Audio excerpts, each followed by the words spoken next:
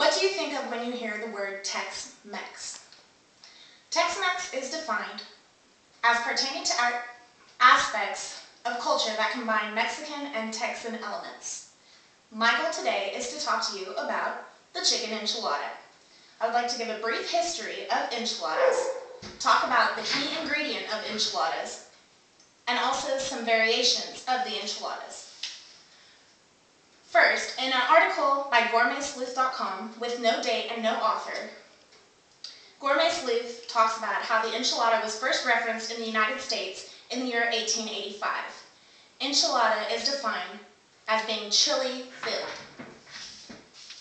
In an article on mexicoadventure.com with no date and no author, in an article that is titled History of the Enchilada, the Aztecs are credited for coming up with the first enchilada, and they would take a tortilla and fill it with meat, and they were also known for frying this meat-filled tortilla. NewMexicoChiliCompany.com, in an article called Make Enchiladas with no date and no author, says that sauce is key. Without the sauce, there is no enchilada.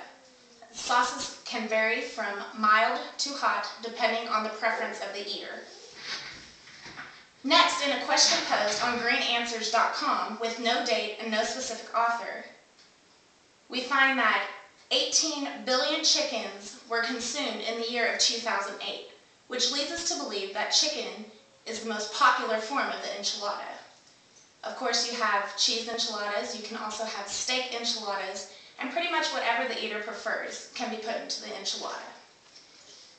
Enchiladas all depend on the personal preference of the eater. With many things that can be eaten in enchiladas, it really depends on what you would like to have in your enchilada.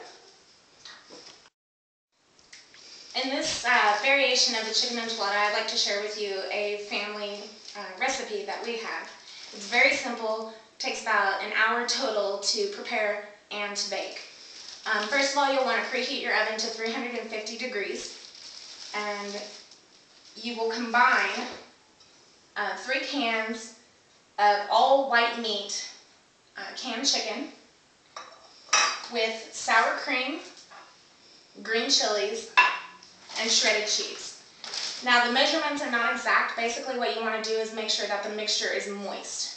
You can also add salt and pepper to taste. The green chilies basically just give it a little bit of zest. If you want more flavor in your enchiladas, you'll want to add more green chilies depending on how spicy you like them. So what you'll do is you'll take your mixture, your moist mixture, keep that in mind. You'll put it into the tortilla and you will roll them and put them into a pan. As soon as you fill the pan, you'll want to cover it with the enchilada sauce. And the remainder of the cheese that you have left over, you'll want to top it. And basically, what you'll end up with are chicken enchiladas. Now the enchiladas you can separate by 2s, by 4s. This recipe is pretty easy to divide and you can share. It's good for luncheons if you want to take it for, to share with your coworkers, whatever you'd like to do. Chicken enchiladas, really easy. They bake for 45 minutes on 350 degrees.